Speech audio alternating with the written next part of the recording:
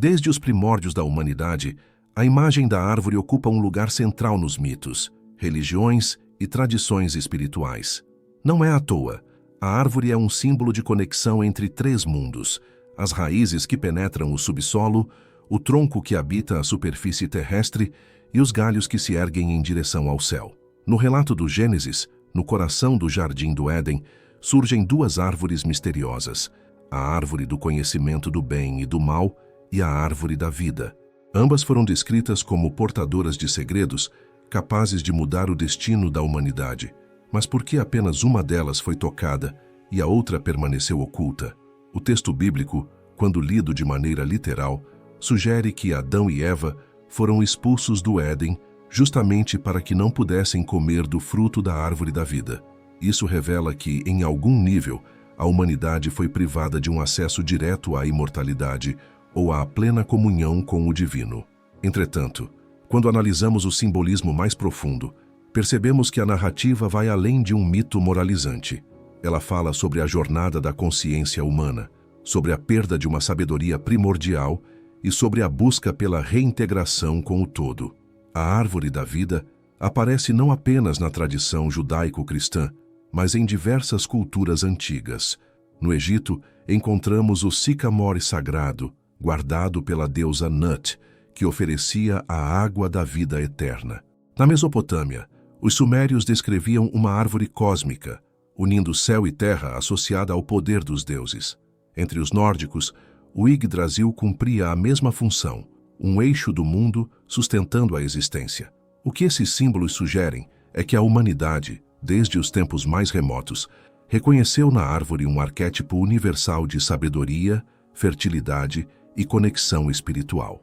O mistério começa quando observamos a diferença entre a árvore do conhecimento e a árvore da vida. Muitos estudiosos espirituais interpretam a primeira como um símbolo do despertar precoce da dualidade, a capacidade de distinguir entre opostos, bem e mal, luz e sombra. Esse conhecimento, ainda que poderoso, gerou desequilíbrio, pois a consciência humana não estava preparada para administrá-lo. Já a árvore da vida representaria a síntese, a unidade além da dualidade, a consciência integral capaz de unir os opostos. Por isso, seu acesso foi velado. Não se tratava de uma proibição arbitrária, mas de uma proteção até que o ser humano amadurecesse espiritualmente. É nesse ponto que muitos pensadores gnósticos enxergaram um segredo. Eles acreditavam que a árvore da vida não era um objeto físico, mas uma realidade espiritual inscrita dentro do próprio ser humano. Assim, a expulsão do Éden não teria sido apenas um exílio geográfico, mas uma queda de consciência. Perdemos o contato direto com o divino e passamos a viver em um mundo de ilusões, esquecendo que a chave para retornar ao Éden está dentro de nós mesmos. Se seguirmos essa linha de pensamento, percebemos que a árvore da vida é, na verdade, um mapa da jornada espiritual. Suas raízes estão ligadas às nossas origens mais profundas, ao inconsciente e às forças ocultas da existência. Seu tronco é a vida terrena, com seus desafios, aprendizados e dualidades. E seus galhos são a ascensão da alma em direção à luz, à sabedoria, ao reencontro com o Criador. A narrativa bíblica, portanto, não descreve apenas o passado mítico da humanidade, mas o caminho que cada ser humano percorre em busca de sua própria plenitude. A pergunta que permanece é: por que esse conhecimento foi considerado perigoso ou oculto? Parte da resposta está no fato de que a sabedoria da árvore da vida sempre esteve associada a tradições místicas, como a cabala judaica, o hermetismo e os ensinamentos esotéricos. Essas correntes afirmam que o acesso ao conhecimento da unidade só pode ser concedido a quem já está preparado interiormente. Caso contrário, corre-se o risco de repetir o erro de Adão e Eva, usar a sabedoria de forma imatura, gerando desequilíbrio e sofrimento. Assim, o mistério da árvore da vida não é apenas um segredo escondido em um passado distante, mas um enigma vivo que ainda hoje nos desafia a transcender os limites da visão dualista. Ao longo deste roteiro, veremos como Jesus, em seus ensinamentos mais profundos, pode ter revelado chaves ocultas para reconectar a humanidade à árvore da vida. Talvez o evangelho perdido seja justamente a revelação de que a imortalidade espiritual e a plenitude do Éden não foram abolidas, mas permanecem ocultas, esperando ser redescobertas no coração do ser humano. O primeiro capítulo, portanto, nos abre a porta para uma investigação que atravessa o mito, a história e o espírito. A árvore da vida não é apenas um detalhe da narrativa do Gênesis, mas o fio condutor de uma verdade universal. Existe uma sabedoria maior que conecta todos os seres ao divino, e a humanidade foi convocada a reencontrá-la. O mistério permanece, mas sua revelação começa a se desenhar quando ousamos olhar além das palavras e mergulhar no simbolismo que se esconde nas raízes e nos galhos dessa árvore eterna. Quando falamos sobre o Jardim do Éden, a maioria das pessoas imagina um paraíso terrestre, rios cristalinos, árvores frondosas, animais em harmonia e um casal inocente vivendo em comunhão direta com Deus. Essa é a imagem transmitida pela leitura literal da Bíblia. Porém, desde cedo, estudiosos místicos e filósofos levantaram uma questão perturbadora. Será que o Éden foi um lugar físico, situado em algum ponto geográfico específico, ou devemos compreendê-lo como um estado de consciência, uma dimensão interior e espiritual da qual a humanidade foi afastada? A própria narrativa bíblica fornece elementos que tornam essa reflexão necessária. O Gênesis descreve 4 rios que saíam do Éden: Pison, Gion, Tigre e Eufrates.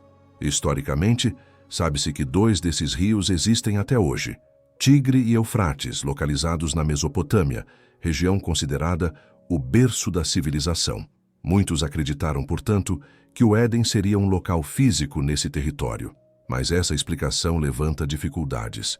Nunca houve registro de um jardim paradisíaco nessa região, e os outros 2 rios, Pison e Gion, permanecem enigmáticos até hoje.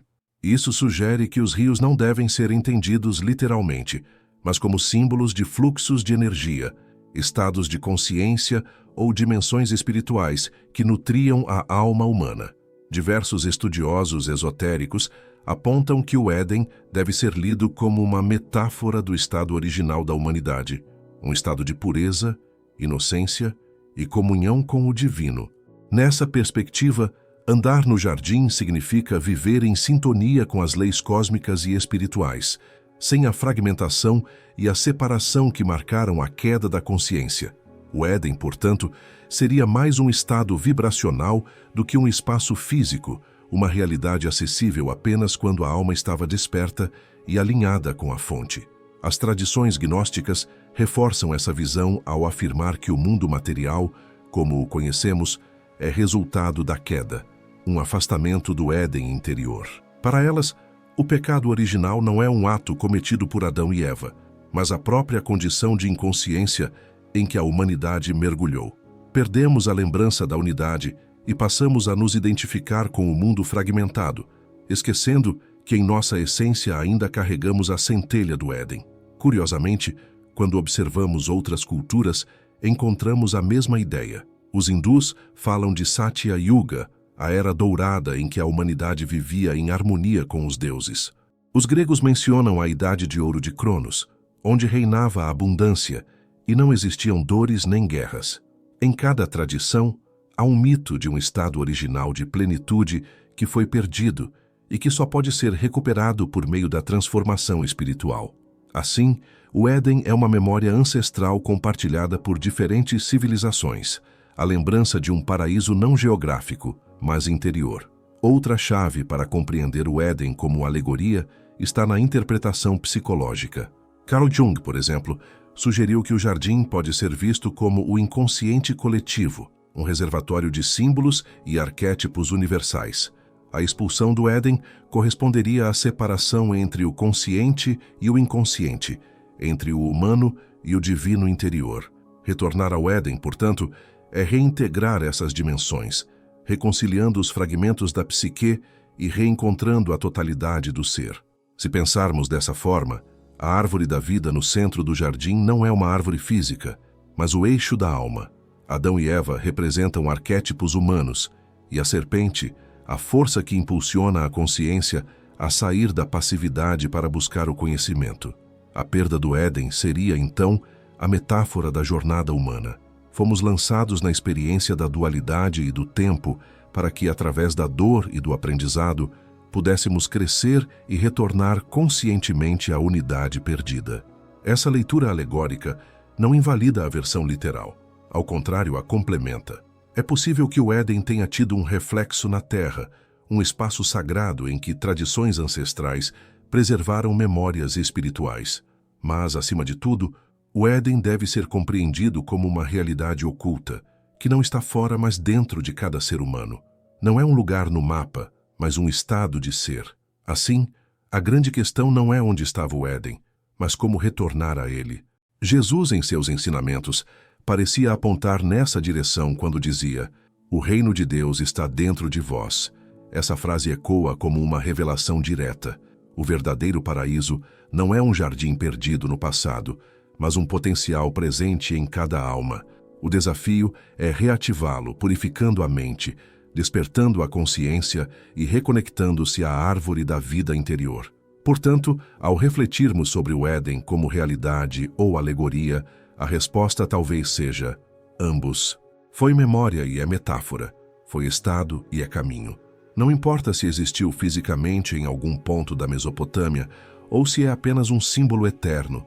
O que importa é que o Éden continua vivo como possibilidade e o ser humano é chamado a reencontrá-lo. No fundo, o mistério do Éden é o mistério de nós mesmos, onde perdemos a inocência e como podemos recuperá-la.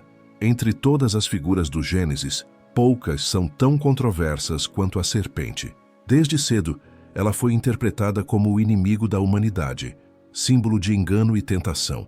Mas será que essa leitura captura toda a complexidade de seu papel? Ou será que, por trás da imagem demonizada, a serpente guarda um segredo oculto sobre o verdadeiro conhecimento espiritual que nos foi velado?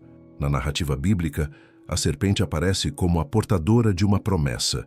No dia em que dele comerdes, vossos olhos se abrirão e sereis como deuses, conhecendo o bem e o mal. Esse trecho foi tradicionalmente lido como mentira e manipulação, mas de fato, ao comerem do fruto, Adão e Eva tiveram seus olhos abertos. Isso levanta uma questão intrigante. A serpente realmente mentiu ou simplesmente revelou uma verdade que estava sendo escondida?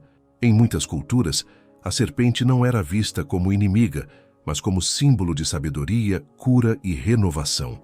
No Egito, o Uroboros, a serpente que morde a própria cauda, representava o ciclo infinito da vida, morte e renascimento. Na Grécia, a serpente estava associada a Asclépio, deus da medicina, cujo bastão com duas serpentes entrelaçadas ainda hoje é símbolo da cura. Entre os hindus, a serpente cósmica Kundalini simboliza a energia latente adormecida na base da coluna, que, quando despertada, conduz o ser humano à iluminação.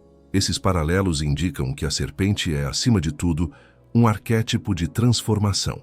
Ao surgir no Éden, ela não estava apenas tentando corromper, mas provocando a humanidade a sair de um estado de inocência para entrar no campo da consciência.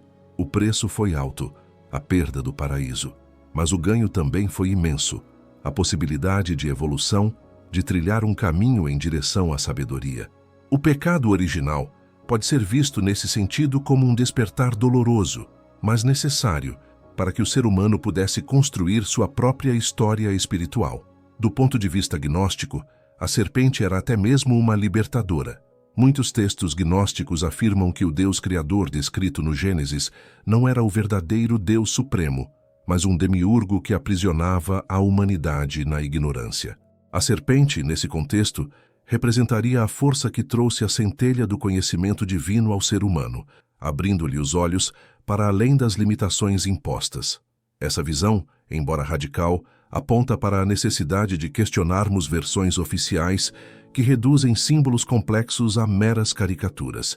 Ao mesmo tempo, a serpente também representa perigo. O conhecimento que ela oferece é poderoso, mas pode ser destrutivo se buscado de maneira imatura. A dualidade do bem e do mal surge justamente porque o ser humano ainda não tinha preparo para lidar com a sabedoria revelada. Assim, a serpente encarna tanto a tentação quanto à iniciação, sendo guia e obstáculo ao mesmo tempo. Essa ambiguidade é fundamental. Ela nos lembra que todo conhecimento profundo exige responsabilidade e discernimento. Curiosamente, quando olhamos para os ensinamentos de Jesus, encontramos ecos desse mistério. Ele mesmo disse aos discípulos: "Sede prudentes como as serpentes e simples como as pombas." Essa frase enigmática sugere que a serpente não deveria ser vista apenas como símbolo do mal, mas como guardiã de uma sabedoria que exige prudência. A verdadeira iniciação espiritual ocorre quando o ser humano consegue unir a astúcia da serpente à pureza da pomba, conhecimento aliado à inocência, poder aliado à compaixão. Se interpretarmos o Éden como um estado de consciência, a serpente pode ser entendida como a voz interior que nos impulsiona a despertar. É a energia que nos convida a questionar, a romper com a ignorância e a buscar a verdade por conta própria. Essa força, no entanto, cobra um preço. Não há retorno ao estado de inocência. Uma vez que os olhos se abrem, a humanidade deve caminhar pelo árduo caminho da dualidade até reencontrar a unidade na árvore da vida. Assim, o segredo da serpente não é de destruição, mas de revelação. Ela nos mostra que o conhecimento é perigoso, mas necessário, que a queda não foi apenas uma punição, mas o início de uma jornada de evolução espiritual.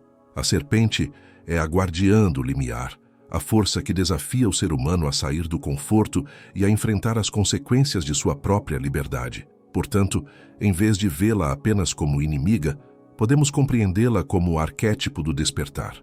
No Éden, ela inaugurou a grande saga da humanidade, a busca por sabedoria, equilíbrio e retorno à unidade perdida. O conhecimento oculto que ela ofereceu continua ecoando até hoje, convidando-nos a assumir nossa própria jornada espiritual com coragem e discernimento. Nos evangelhos canônicos, muito do que Jesus ensinou é apresentado em parábolas, metáforas e símbolos. Contudo, ao lado dos textos aceitos pela tradição oficial, existem escritos apócrifos e gnósticos que sugerem que parte do ensinamento do Mestre foi ocultado ou reinterpretado ao longo dos séculos. Entre essas possíveis revelações perdidas, alguns estudiosos apontam para uma conexão esquecida, a relação entre os ensinamentos de Jesus e a árvore da vida do Éden. Essa ligação, se compreendida, poderia ser o elo perdido entre a tradição judaica, a sabedoria universal e a mensagem de Cristo. O Gênesis nos apresenta a árvore da vida como uma realidade intocada, guardada por querubins e pela chama de uma espada que girava em todas as direções. A humanidade foi afastada dela, permanecendo apenas com a memória de sua existência. Já nos evangelhos, Jesus fala repetidamente sobre vida eterna, água viva, pão da vida e reino de Deus dentro de vós. Tais expressões não seriam meras metáforas poéticas, mas indícios de um conhecimento oculto que remete ao mesmo símbolo, a árvore da vida como fonte de imortalidade espiritual e reconexão com o divino. Essa hipótese ganha força quando observamos as tradições judaicas místicas, especialmente a Cabala. Nela, a árvore da vida é representada pelos 10 Sefirot, emanações divinas que expressam diferentes aspectos da criação e da consciência. Cada Sefira é um degrau de ascensão, um caminho de retorno ao Uno. É possível que Jesus, conhecedor das tradições esotéricas de seu povo, tenha transmitido ensinamentos relacionados a essa jornada, porém de forma velada, acessível apenas àqueles que tinham ouvidos para ouvir. Os textos gnósticos reforçam essa visão. No Evangelho de Tomé, por exemplo, Jesus afirma: "O reino está dentro de vós e está fora de vós." Essa frase pode ser lida como um eco da árvore da vida, uma realidade presente tanto no interior da alma quanto refletida no cosmos. Já no Evangelho de Filipe, lemos: "A verdade não veio ao mundo nua, mas veio em símbolos e imagens." Essa ideia revela que os ensinamentos de Cristo não eram simples moralismos, mas códigos espirituais que guardavam uma sabedoria maior. A tradição esotérica cristã, que sobreviveu em grupos marginais, como os gnósticos, cátaros e místicos medievais, manteve viva a ideia de que havia um evangelho secreto, transmitido apenas a iniciados. Esse evangelho não se referia a um livro escrito, mas a uma sabedoria viva, o caminho da reintegração à árvore da vida. Ao ensinar sobre a videira e os ramos, Jesus talvez estivesse evocando esse símbolo. Eu sou a videira, vós sois os ramos. Aquele que permanece em mim e eu nele, esse dá muito fruto. É difícil não perceber a proximidade dessa imagem com a árvore primordial que sustentava a existência. O elo perdido está justamente na junção desses elementos. A árvore da vida, velada no Gênesis e revelada na Cabala, encontra eco nos ensinamentos de Jesus. A sua missão pode ser vista como a de reabrir o acesso ao Éden interior, mostrando que a vida eterna não era apenas uma promessa para depois da morte, mas uma possibilidade de consciência desperta já no presente. A cruz, como veremos em capítulos futuros, também pode ser interpretada como a manifestação simbólica dessa árvore sagrada erguida novamente no mundo dos homens. O que chamamos de Evangelho da Árvore da Vida não é um texto perdido a ser descoberto em algum deserto, mas uma tradição espiritual que foi sendo silenciada e fragmentada. Seus vestígios aparecem em parábolas, em símbolos e nos evangelhos apócrifos. O que se perdeu não foi o conteúdo em si, mas a chave de interpretação, a capacidade de enxergar além da superfície literal e compreender que Jesus falava de uma jornada de reintegração à plenitude divina. Assim, o elo perdido entre Jesus e o Éden é, na verdade, a lembrança de que a humanidade nunca esteve totalmente afastada da árvore da vida. Ela sempre esteve presente, mas encoberta, esperando ser reconhecida novamente. O chamado de Cristo, então, pode ser entendido como um convite à reconexão. Não apenas seguir regras religiosas, mas redescobrir a sabedoria que transforma o ser humano por dentro, conduzindo-o de volta ao paraíso interior. O Evangelho da Árvore da Vida, portanto, não é um pergaminho escondido em algum mosteiro, mas um mapa vivo inscrito na alma humana. É o fio que conecta a tradição judaica, o cristianismo nascente e o conhecimento universal sobre a unidade entre o homem e o divino. Um fio que foi esquecido, mas que pode ser reencontrado quando olhamos para as palavras de Jesus com novos olhos, olhos capazes de perceber o mistério além da letra e de ouvir o segredo que ecoa no silêncio entre as linhas. No coração da tradição bíblica, o tema dos dois caminhos é recorrente. Ele aparece desde os primeiros livros do Antigo Testamento até os escritos dos primeiros cristãos, servindo como metáfora da escolha fundamental que cada ser humano deve fazer: seguir o caminho da vida ou o caminho da morte. No contexto do Éden, essa dualidade se apresenta de forma explícita na imagem das duas árvores, a árvore da vida e a árvore do conhecimento do bem e do mal. Ambas estão no centro do jardim, ambas atraem a atenção, mas cada uma delas conduz a destinos radicalmente distintos. A árvore da vida representa a comunhão direta com o divino, a eternidade, a manutenção de um estado de pureza espiritual e de equilíbrio com a criação. É a fonte da imortalidade e da sabedoria universal. Já a árvore do conhecimento, embora traga um despertar para a consciência, também carrega em si o peso da dualidade.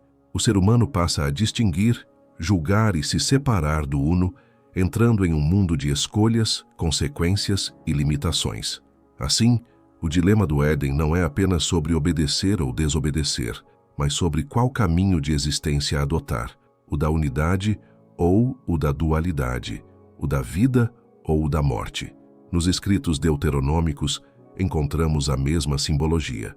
Moisés, antes da entrada de Israel na Terra Prometida, coloca diante do povo a decisão: pus diante de ti a vida e a morte, a bênção e a maldição. Escolhe, pois, a vida para que vivas. Deuteronômio 30:19. Essa escolha não é apenas política ou moral, mas cósmica. O caminho da vida significa caminhar em sintonia com o Criador, enquanto o caminho da morte significa afastar-se dele. Essa mesma tensão ecoa nos evangelhos, quando Jesus fala sobre a porta estreita e a porta larga, sobre o caminho estreito que leva à vida e o caminho espaçoso que conduz à perdição. O que está em jogo é uma lei espiritual universal. A humanidade, por sua liberdade, está constantemente diante de bifurcações.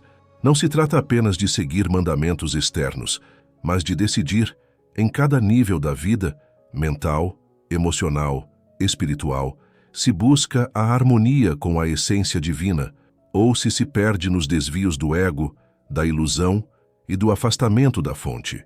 No Evangelho perdido da Árvore da Vida, essa ideia ganha uma dimensão ainda mais profunda. O texto sugere que o verdadeiro segredo não é que Deus proibiu o homem de conhecer, mas que o conhecimento adquirido sem maturidade espiritual gera desequilíbrio. É como dar a uma criança uma arma poderosa. A falta de preparo transforma o dom em maldição. Assim, Adão e Eva não foram punidos apenas por desobedecer, mas por escolher um caminho que ainda não estavam prontos para trilhar. O resultado foi a perda do acesso à árvore da vida, ou seja, a sabedoria que transcende a dualidade e mantém a união com o divino. Aqui encontramos um ponto crucial. A humanidade não foi condenada a nunca mais alcançar a vida, mas foi colocada em um caminho de aprendizado. O anjo com a espada flamejante, que guarda o caminho da árvore da vida descrito no Gênesis, pode ser lido não como um castigo, mas como um símbolo. O anjo representa a necessidade de purificação, de transmutação do ego e das paixões, antes que o ser humano esteja novamente apto a acessar a fonte da imortalidade. O fogo não destrói, mas purifica. A espada não fere, mas separa o impuro do puro, o transitório do eterno. Esse mistério dos dois caminhos também se manifesta nas tradições sapienciais do judaísmo e do cristianismo primitivo. Em escritos como a Didaché, um dos primeiros textos cristãos fora do Novo Testamento, vemos novamente a doutrina dos dois caminhos, o da vida e o da morte. O primeiro é descrito como um caminho de amor, de respeito à criação, de busca da verdade. O segundo é de engano, de idolatria, de autodestruição. A simplicidade desse ensinamento reflete a profundidade de uma verdade espiritual universal. Cada ser humano, em cada instante, está escolhendo qual árvore nutrirá dentro de si. Do ponto de vista simbólico, a árvore da vida pode ser entendida como a própria estrutura do ser humano iluminado, algo que a Cabala mais tarde expressaria com sua árvore das Sefirot. Já a árvore do conhecimento, quando buscada de forma egoísta ou precipitada, torna-se o caminho do desequilíbrio e da queda. Assim, o segredo oculto é que as duas árvores não estão apenas no jardim mítico, mas dentro de cada ser humano. A cada decisão, a cada pensamento, a cada ato, nos aproximamos de uma ou da outra. Jesus, ao falar sobre o fruto bom e o fruto mau, está ecoando essa mesma lógica. O homem é como uma árvore, e seus frutos revelam qual raiz ele escolheu nutrir. Não é por acaso que a metáfora da árvore aparece tantas vezes em seus ensinamentos. Quando ele diz que todo aquele que permanece em mim dará muito fruto, está apontando para a reconexão com a verdadeira árvore da vida, que é a presença divina que habita no interior de cada alma. Portanto, o mistério dos dois caminhos é, em última instância, a revelação de que o Éden não foi apenas um acontecimento no passado, mas uma realidade presente e contínua. Todos nós, como Adão e Eva, estamos no jardim do coração, diante das duas árvores. A escolha continua sendo feita, não apenas uma vez, mas todos os dias. A grande lição do Evangelho perdido da árvore da vida é que a vida eterna não é uma recompensa futura, mas uma condição acessível aqui e agora, quando escolhemos o caminho da vida, da unidade e da comunhão com o divino. Neste ponto da narrativa, o leitor é convidado a olhar para dentro de si e reconhecer: qual árvore estou alimentando com meus pensamentos, minhas palavras e meus atos? O caminho da vida está aberto, mas exige coragem, consciência e entrega. O caminho da morte também está sempre à espreita, disfarçado de promessas fáceis e imediatas. O segredo é que, no fundo, ambos já residem em nós, e a árvore da vida floresce quando decidimos, livremente, cultivar o que nos conecta com o eterno. Quando pensamos no Jardim do Éden, nossa mente costuma projetar uma paisagem externa: árvores frondosas, rios cristalinos, frutos exuberantes e uma atmosfera de paz perfeita. Mas e se o verdadeiro Éden não fosse um lugar físico perdido no tempo e no espaço, mas uma realidade interior? Essa pergunta, presente em muitas tradições espirituais e filosofias místicas, nos leva a reinterpretar tanto o relato do Gênesis quanto os ensinamentos de Jesus sob uma nova perspectiva, a de que o paraíso está dentro de nós, aguardando ser redescoberto. No Gênesis, a expulsão de Adão e Eva do jardim simboliza uma ruptura, a separação entre o humano e o divino. Porém, se entendermos a narrativa como um mito espiritual, veremos que essa queda não foi apenas geográfica, mas de consciência. A humanidade perdeu o contato com sua essência sagrada, fechando os olhos para a árvore da vida que ainda pulsa dentro de cada alma. A espada flamejante que guarda o caminho pode ser compreendida como os próprios bloqueios internos, medo, orgulho, ignorância, que impedem a travessia de volta ao estado de plenitude. Jesus, ao proclamar que o reino de Deus está dentro de nós, aponta diretamente para essa dimensão esquecida. Ele não falava de um paraíso distante, reservado para depois da morte, mas de uma realidade acessível aqui e agora, através do despertar da consciência. Suas parábolas sobre o tesouro escondido, a pérola de grande valor e o campo onde a semente cresce em silêncio são imagens que remetem a esse jardim interior, fértil e latente, que precisa apenas ser cultivado. As tradições místicas judaicas, como a Cabala, reforçam essa visão ao afirmar que a árvore da vida não é apenas uma estrutura cósmica, mas também um mapa da alma humana. Cada sefirá corresponde a uma qualidade interior que deve ser harmonizada e iluminada. O Éden, nesse contexto, é o estado de equilíbrio perfeito em que todas as dimensões do ser se alinham com a centelha divina. Não é um retorno físico a um local perdido, mas uma reintegração ao centro espiritual. Curiosamente, textos apócrifos e gnósticos ecoam essa mesma ideia. O Evangelho de Tomé contém a frase: "O reino está espalhado sobre a terra, e os homens não o veem." Essa sentença sugere que o Éden nunca deixou de existir, mas se tornou invisível aos olhos obscurecidos pela ilusão. A redescoberta do jardim, portanto, não depende de uma viagem externa, mas de um mergulho profundo no ser. Esse mergulho, porém, exige coragem. Reencontrar o Éden interior significa atravessar nossas próprias sombras. Assim como o herói das antigas mitologias precisa enfrentar monstros para alcançar o tesouro, o buscador espiritual deve encarar seus medos, vícios e feridas emocionais para reencontrar a inocência primordial. Essa inocência não é ingenuidade, mas a pureza da consciência desperta, livre das distorções do ego. O simbolismo da oração do Pai Nosso também pode ser visto sob essa lente.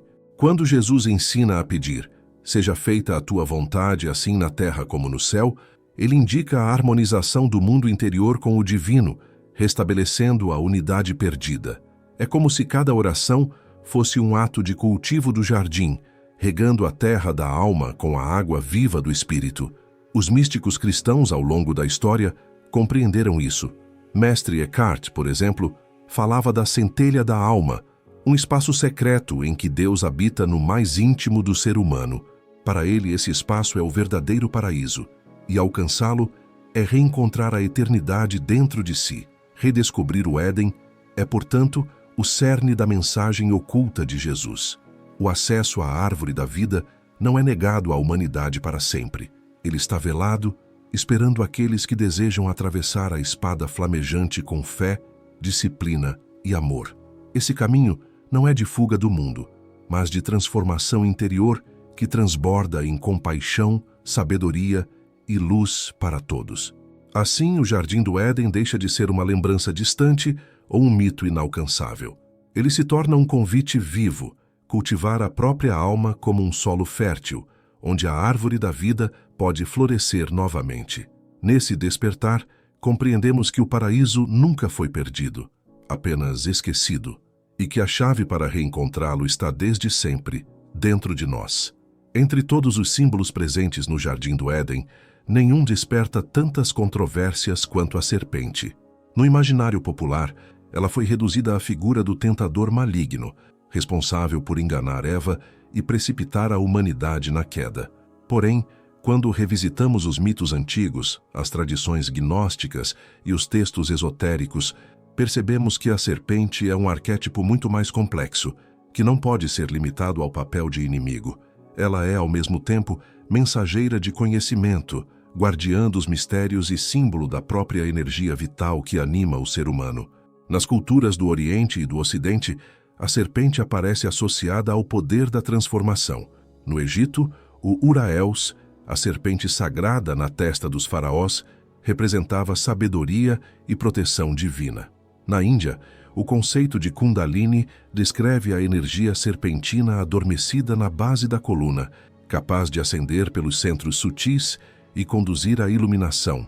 Entre os povos da América pré-colombiana, Quetzalcóatl, a serpente emplumada, era vista como portadora da sabedoria celeste. Isso nos mostra que a serpente, longe de ser apenas símbolo de perdição, está intimamente ligada ao despertar da consciência. No Gênesis, a serpente oferece a Eva o fruto da árvore do conhecimento do bem e do mal. É possível ler essa cena não como uma maldição, mas como um convite à consciência. Até aquele momento, Adão e Eva viviam em um estado de inocência inconsciente, próximos da divindade, mas sem verdadeira autonomia. Ao comer o fruto, eles despertam para a dualidade, passam a enxergar a diferença entre luz e sombra e iniciam a jornada humana de aprendizado.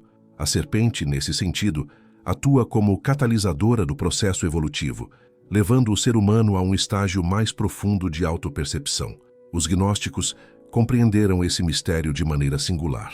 Para eles, a serpente era, em muitos casos, uma reveladora da verdade, aquela que ousava confrontar o demiurgo ignorante que mantinha a humanidade aprisionada na ilusão. Textos gnósticos descrevem a queda não como um erro, mas como uma etapa necessária para que a alma despertasse e buscasse o retorno consciente à plenitude. A culpa atribuída a Eva se transforma em coragem. Ela foi a primeira a dar o passo rumo ao conhecimento. Jesus, em seus ensinamentos, também fez referência à serpente de uma forma enigmática. Ele afirmou: "Sede prudentes como as serpentes e simples como as pombas."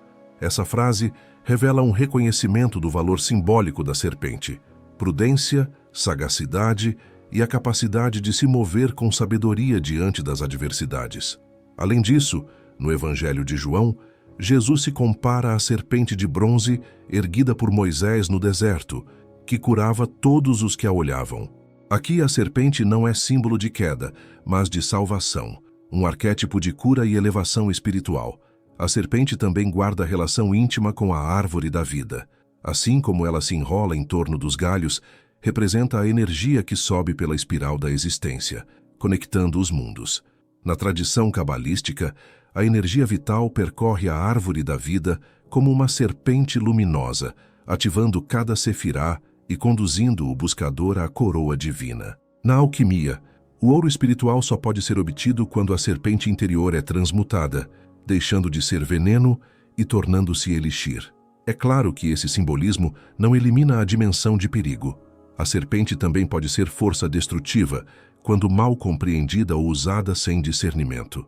A mesma energia que desperta pode aprisionar, o mesmo conhecimento que ilumina pode corromper. Por isso, as tradições espirituais sempre alertaram que o caminho da sabedoria requer humildade, disciplina e amor.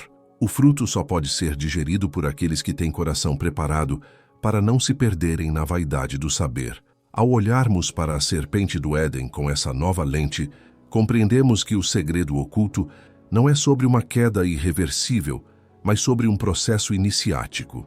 A humanidade não foi amaldiçoada por buscar conhecimento. Ela foi chamada a percorrer o caminho da consciência, com todos os desafios e dores que isso implica. A serpente, então, deixa de ser apenas tentadora e se torna instrutora, a guardiã do limiar que nos desafia a crescer. Assim, o mistério da serpente nos ensina que o Éden não foi simplesmente perdido, mas transformado. A travessia pela dor, pela dualidade e pelo exílio é o próprio caminho que nos leva de volta à plenitude, agora não mais como crianças inocentes, mas como seres conscientes.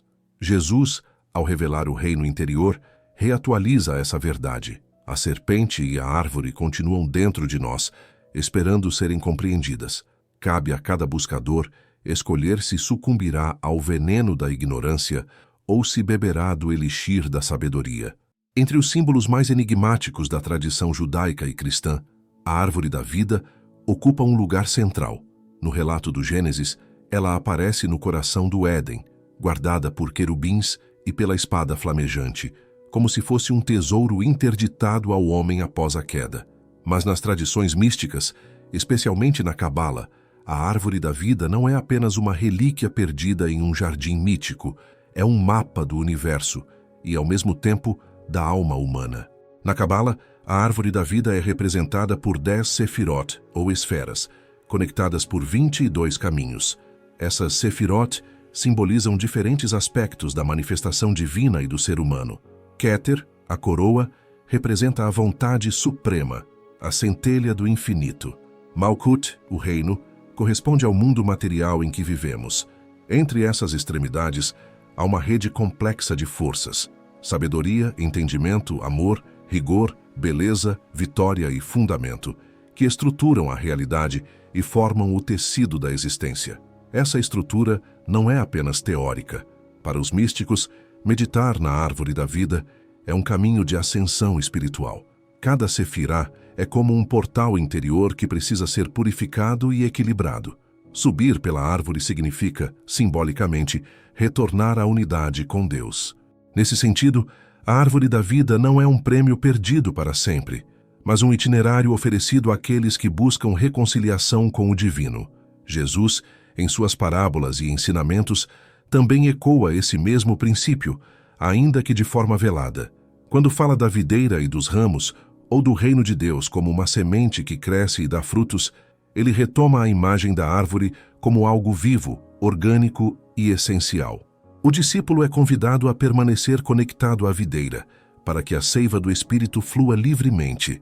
Essa linguagem não é apenas agrícola, mas profundamente espiritual. A árvore é a ponte entre céu e terra, entre raiz e fruto, entre invisível e visível.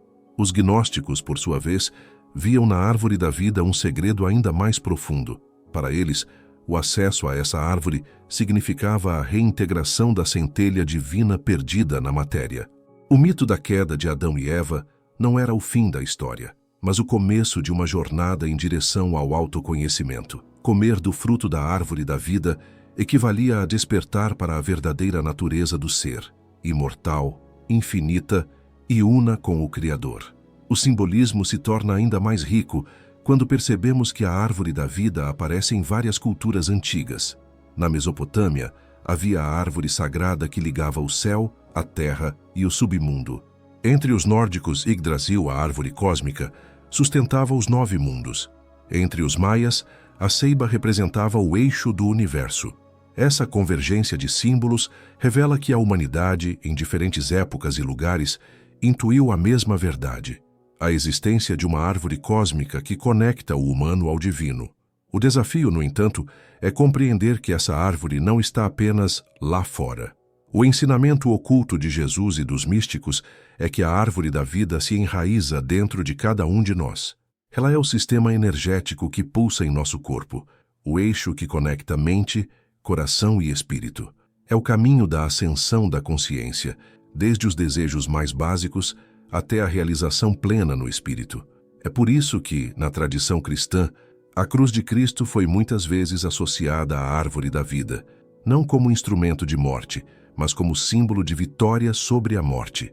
Ao ser crucificado, Jesus se torna o fruto oferecido à humanidade, o fruto que devolve a vida eterna. Assim, a cruz deixa de ser apenas um suplício e passa a ser a nova árvore do Éden, replantada no coração do mundo. No Apocalipse, essa visão se confirma. João descreve a Nova Jerusalém, onde a árvore da vida floresce novamente, dando frutos a cada mês e cujas folhas servem para a cura das nações. Essa imagem poderosa aponta para o destino final da humanidade. Não apenas o retorno ao Éden perdido, mas a manifestação plena de um Éden renovado, universal, acessível a todos. A árvore da vida, portanto, é mais do que um símbolo religioso. É um convite à transformação. Cada um de nós é chamado a cultivar essa árvore em sua própria alma, nutrindo-a com amor, sabedoria e fé. Redescobrir a árvore é redescobrir a nós mesmos, a centelha divina que nos une ao Criador desde o princípio. Assim, o mistério da árvore da vida não é apenas um segredo escondido em textos antigos. É um mapa vivo, pulsante, que continua a guiar aqueles que desejam atravessar a escuridão e reencontrar a luz. O Éden não está perdido. Ele floresce no interior de cada buscador que decide trilhar o caminho do retorno. Se no Gênesis a árvore da vida foi velada e retirada do alcance da humanidade, em Cristo ela reaparece sob uma nova forma, a cruz. Esse é um dos segredos mais profundos da tradição cristã, que vai além da visão superficial do suplício. Para os místicos, a cruz não é apenas o instrumento de morte de Jesus, mas a manifestação renovada da árvore da vida no coração do mundo. A tradição patrística frequentemente associa a cruz ao Éden. Os primeiros teólogos cristãos viam no madeiro da cruz o contraponto ao madeiro da árvore proibida. Se o primeiro Adão, ao comer do fruto, trouxe a queda, o novo Adão, Cristo, ao ser elevado no madeiro, trouxe a salvação. O que antes representava afastamento, agora se torna reconciliação. A árvore da vida, inacessível desde a expulsão do Éden, ressurge como a cruz que dá acesso ao paraíso.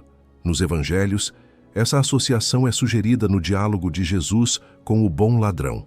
Quando o homem suplica, "Lembra-te de mim quando entrares no teu reino", Jesus responde, "Hoje estarás comigo no paraíso." Essa promessa, feita enquanto Cristo pendia da cruz, não é coincidência. O paraíso, simbolizado pelo Éden, é reaberto naquele instante. A cruz se transforma em portal, devolvendo à humanidade o acesso ao fruto da vida eterna. Muitos místicos cristãos enxergaram na cruz não apenas um símbolo de sofrimento, mas de regeneração cósmica.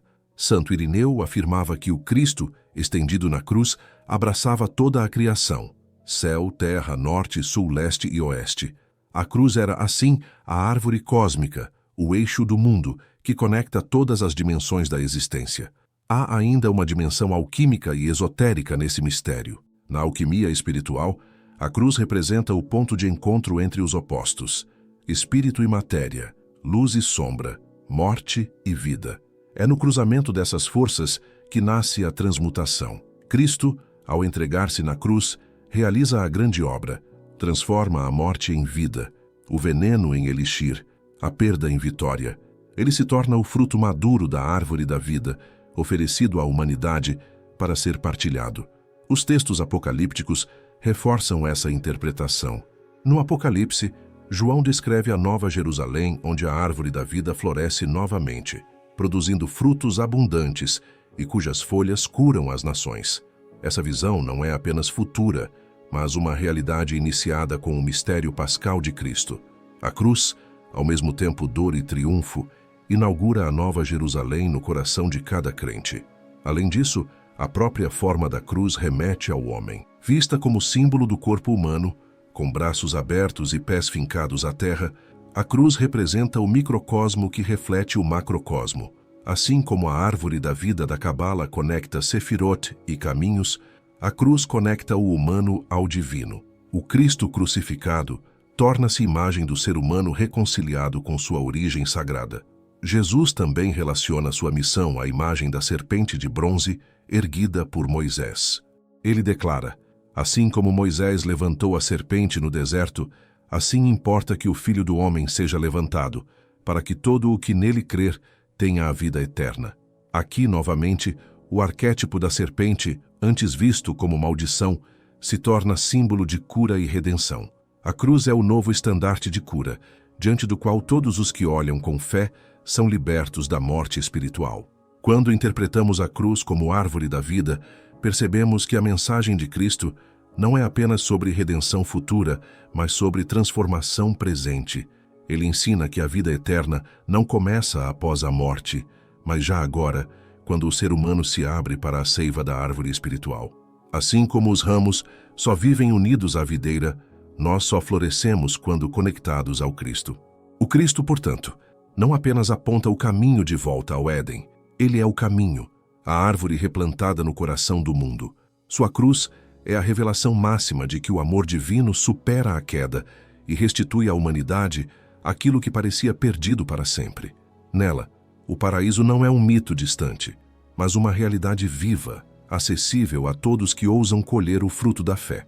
Assim, o novo Éden não é um jardim terreno, mas o estado de união interior com o divino. A cruz de Cristo floresce como árvore da vida, e cada alma que a abraça torna-se também jardim, onde o Espírito pode habitar e dar frutos de eternidade. Ao longo do percurso que vai do Éden até o Cristo, percebemos que o verdadeiro acesso à árvore da vida exige mais do que desejo ou fé. Ele demanda iniciação. Nos mistérios antigos, a iniciação era o ritual pelo qual o indivíduo se preparava para receber ensinamentos ocultos, capazes de transformar a consciência. Esse processo não é apenas simbólico, trata-se de uma metamorfose interna, em que cada camada da alma é gradualmente iluminada e integrada. Nos evangelhos gnósticos, Jesus frequentemente fala em parábolas que apenas os iniciados compreendem. O evangelho de Tomé, por exemplo, contém mensagens enigmáticas que só revelam seu sentido pleno àqueles que buscam compreender não com os olhos externos, mas com a percepção interna. Essa forma de ensino sugere que o caminho da árvore da vida não é automático. Exige disciplina, discernimento e coragem para enfrentar os próprios limites. A iniciação pode ser vista como a travessia do jardim interior, onde se encontram as duas árvores, vida e conhecimento. O aspirante deve aprender a lidar com a dualidade sem se perder nela. Cada virtude cultivada, cada vício transmutado, cada sombra enfrentada, representa um passo na escalada da consciência. A serpente, antes símbolo de tentação, torna-se guia, mostrando onde reside o perigo e onde se encontra a oportunidade de crescimento. O simbolismo da cruz de Cristo também se integra a essa iniciação. Através do sacrifício, da entrega total, o ser humano é convidado a compreender o verdadeiro significado da morte e da ressurreição internas.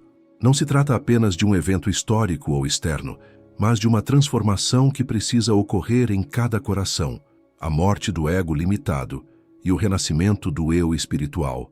Assim, a cruz funciona como uma árvore da vida interior, cuja seiva vital ativa a consciência latente. As tradições esotéricas enfatizam a importância da preparação. Sem disciplina, meditação, oração e autoconsciência, o acesso ao conhecimento profundo pode ser prejudicial. A sabedoria da árvore da vida é como fogo. Aquece e ilumina aqueles que estão preparados, mas pode queimar quem se aproxima de forma imprudente. Por isso, em todas as culturas, o caminho do despertar foi cercado de símbolos de proteção, ensinamentos codificados e testes iniciáticos. A experiência de iniciação transforma não apenas a mente, mas também o corpo e as emoções. Na tradição cabalística, cada sefirá trabalhada desperta qualidades específicas: coragem, compaixão, discernimento, equilíbrio. Ao percorrer essa jornada, o aspirante reconecta suas energias internas, alinhando o físico, o mental e o espiritual com o fluxo da vida divina. Essa é a verdadeira manifestação do Éden dentro de si. Além disso, a iniciação revela o caráter relacional do caminho. A árvore da vida não é apenas individual, ela é também cósmica. Cada ser humano que desperta influencia o todo, pois a consciência é interdependente. Ao iluminar uma parte de si, o iniciado contribui para a reconciliação universal, transformando o mundo ao redor. Jesus transmitiu essa verdade quando ensinou que amar o próximo é inseparável do amor a Deus. A árvore cresce quando seus frutos são compartilhados. A transformação resultante da iniciação não é instantânea. Ela exige tempo, paciência e coragem para enfrentar as próprias sombras. Cada obstáculo no caminho, medo, dúvida, orgulho, é uma oportunidade de crescimento.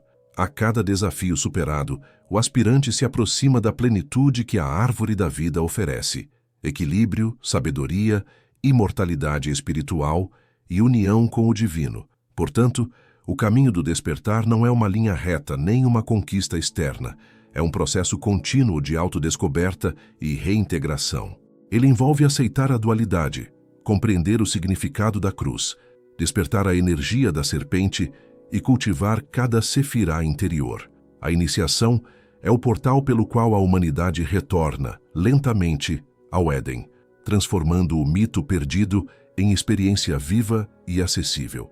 Em última análise, a árvore da vida só floresce plenamente naqueles que percorrem o caminho do despertar com consciência e dedicação. O segredo revelado por Jesus e pelos mestres da tradição esotérica é que cada ser humano carrega dentro de si o jardim do Éden. Cabe a cada um cultivar, atravessar os testes, integrar os opostos e deixar que a luz da consciência desperte, permitindo que o fruto da vida eterna seja finalmente colhido. Cristo, por meio da cruz, tornou-se a nova árvore da vida, reabrindo o caminho para o Éden. Mas essa reintegração não é apenas simbólica. Ela aponta para a possibilidade concreta de união do ser humano com a fonte da vida eterna. A tradição mística nos ensina que essa união é o objetivo final da jornada espiritual. Não apenas contemplar a árvore, mas tornar-se parte dela, integrando corpo, mente e espírito à energia que sustenta toda a criação. Desde o início da humanidade, o homem tem buscado reconciliação com o divino. O Gênesis mostra a perda do Éden como uma separação, mas também como uma oportunidade para que a consciência despertasse. A árvore da vida, então, representa não apenas a eternidade, mas o estado de plenitude interior, o alinhamento perfeito entre vontade humana e vontade divina. Essa união é descrita nas tradições esotéricas como uma fusão dos opostos, luz e sombra, matéria e espírito, masculino e feminino, consciência e intuição. Jesus enfatizou essa integração ao falar sobre o reino de Deus que está dentro de cada um. Ele mostrou que o acesso à árvore da vida não depende de rituais externos ou conquistas materiais, mas da transformação interna. O coração do homem deve se tornar o jardim sagrado, e a consciência deve ser elevada a um estado de receptividade, amor e sabedoria. Cada ato de compaixão, cada escolha de verdade, cada momento de entrega consciente é uma forma de regar essa árvore interior. Os ensinamentos gnósticos e cabalísticos aprofundam ainda mais esse conceito. Na Cabala, a árvore da vida é composta pelas 10 Sefirot, e cada Sefirá representa uma qualidade ou virtude a ser desenvolvida. Integrar essas forças é harmonizar todos os aspectos do ser. O homem que consegue equilibrar compaixão com discernimento, força com humildade, amor com sabedoria, se aproxima do estado de unidade com a árvore da vida. Assim, a verdadeira iniciação não é externa, mas uma profunda alquimia interna. A energia da serpente, descrita anteriormente, também participa desse processo. Quando corretamente compreendida, ela representa a força vital que ascende pela espiral da consciência, ativando cada nível do ser. Essa energia, ao ser integrada, desperta a criatividade, a intuição e a percepção espiritual. É a mesma energia que, de forma simbólica, fez Eva abrir os olhos para o conhecimento. Agora, no contexto do Cristo e da árvore, essa força é transformada em caminho de ascensão, não mais de queda. O contato com a árvore da vida não é passivo. Ele exige disciplina, vigilância e entrega. A meditação, a oração, o estudo e a prática ética tornam-se instrumentos para alinhar o homem com o fluxo divino. Cada passo nessa direção é uma abertura de consciência, uma semente plantada que, com o tempo, cresce e dá frutos. Esses frutos não são tangíveis, mas espirituais. Paz interior, clareza, amor incondicional, sabedoria e unidade com o todo. Textos apócrifos e gnósticos sugerem que essa união é também uma reconciliação cósmica. O ser humano não é um fragmento isolado, mas um microcosmo que reflete o macrocosmo. Ao integrar-se à árvore da vida, ele não apenas se transforma, mas influencia o equilíbrio de toda a criação. Cada consciência desperta é uma luz que ilumina o mundo, e cada alma que alcança a harmonia interior contribui para a restauração do Éden universal. A cruz de Cristo, a serpente, a árvore e o próprio ser humano tornam-se então elementos interligados de uma mesma verdade. A vida eterna não é algo a ser aguardado no futuro, mas uma realidade que pode ser vivida no presente. A árvore da vida floresce no interior do homem quando ele se dispõe a cultivar a unidade, a sabedoria e o amor. É a síntese de todos os caminhos espirituais, o ponto de encontro entre o céu e a terra, entre o divino e o humano. Portanto, a união com a árvore da vida é o estágio mais elevado do despertar. Ela exige coragem, humildade e entrega, mas também oferece o acesso à verdadeira essência do ser, aquela centelha divina que nunca foi perdida. No coração de cada buscador, o Éden pode renascer, e a vida eterna se manifesta não como promessa distante, mas como experiência viva, plena e transformadora. O caminho que começa no Éden perdido e se desdobra através da serpente, da árvore da vida e do Cristo, culmina na possibilidade de retorno consciente à plenitude. Mas o retorno ao Éden não é uma simples viagem física ou uma restauração do passado. É uma jornada interna, uma reconciliação profunda com a própria essência e com a energia vital que permeia toda a criação. É o encontro definitivo entre o humano e o divino, entre o finito e o infinito. As tradições espirituais concordam. A alma humana possui em seu núcleo uma centelha divina, um fragmento do absoluto que jamais se perdeu. A expulsão do Éden, simbolicamente, representa o esquecimento dessa centelha, a dispersão da consciência e o surgimento da dualidade, bem e mal, vida e morte, luz e sombra. A grande obra do despertar consiste em reencontrar essa centelha e integrá-la plenamente à vida cotidiana, tornando cada pensamento, sentimento e ação expressão consciente da divindade interior. Jesus, em seus ensinamentos, ofereceu o mapa mais claro para esse retorno. Ao afirmar que o reino de Deus está dentro de cada ser, ele indicou que o Éden não é um lugar distante, mas uma realidade interior acessível agora. Os evangelhos relatam parábolas que, sob uma leitura esotérica, descrevem o cultivo da alma, como se fosse um jardim, o tesouro escondido, a semente que cresce silenciosa, o grão de mostarda que se torna árvore. Cada metáfora revela que o retorno ao Éden exige paciência, dedicação e discernimento. É o cultivo diário do próprio ser. A tradição cabalística reforça essa visão ao associar a árvore da vida às Sefirot, representações de qualidades espirituais que precisam ser harmonizadas. O despertar da consciência se dá passo a passo, ativando a sabedoria, a compaixão, a força e o equilíbrio internos. A jornada é progressiva. Cada virtude desenvolvida é um ramo da árvore que floresce. Cada desafio superado é uma folha que se abre. Cada experiência transformada é um fruto que amadurece. Assim, o Éden interior vai se reconstruindo dentro da alma, tornando-se terreno fértil para a presença divina. A serpente, símbolo de energia vital e conhecimento, também participa desse retorno. A mesma força que, no Éden, despertou a consciência e provocou a queda, agora se torna catalisadora da ascensão. A energia da serpente, quando guiada pela sabedoria, percorre a espiral da alma, desbloqueando centros de percepção, ativando intuição e elevando a consciência. Nesse processo, a dualidade deixa de ser barreira. Bem e mal, luz e sombra, tornam-se instrumentos de aprendizado e integração. A cruz de Cristo representa o ponto de transformação crucial para o retorno ao Éden. O sacrifício de Jesus não é apenas histórico. Ele simboliza a possibilidade de superar a morte interior, de reconciliar o humano e o divino e de restaurar a vida plena.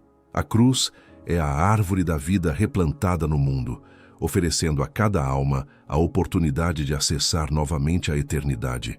Olhar para ela com fé é compreender que o caminho do sofrimento transformado em amor conduz à reconciliação universal.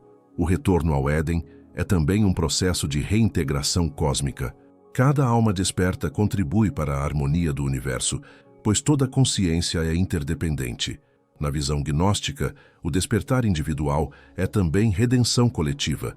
A luz que surge em cada ser ilumina todo o cosmos. A jornada, portanto, não é apenas pessoal. É participação ativa no restabelecimento do equilíbrio universal. O Éden restaurado no fim da jornada não é estático. Ele não é um paraíso fixo no passado ou uma promessa distante. É um estado dinâmico de plenitude, em que o ser humano vive em sintonia com a árvore da vida, nutrido pela energia divina e consciente de sua unidade com toda a criação. Cada pensamento, cada palavra, cada ação se torna a expressão do amor e da sabedoria que florescem no interior da alma. Portanto, o segredo revelado no Evangelho perdido da Árvore da Vida é claro. A queda não foi definitiva e o Éden nunca foi realmente perdido. Ele reside dentro de cada um, aguardando que a consciência desperte, que a serpente seja integrada e que a cruz de Cristo seja compreendida como ponte para a eternidade. O retorno ao Éden é a realização máxima da jornada da alma, o reencontro com a vida plena, com a unidade divina e com o verdadeiro significado da existência. Através dessa jornada, o ser humano compreende que a vida eterna não é um destino distante, mas uma experiência presente. O Éden não é um mito, mas uma realidade que floresce no coração de cada alma que escolhe viver em harmonia com a árvore da vida. E nesse florescimento, encontramos finalmente a síntese de toda a sabedoria espiritual. A vida, o amor e a consciência reunidos em perfeita comunhão com o divino.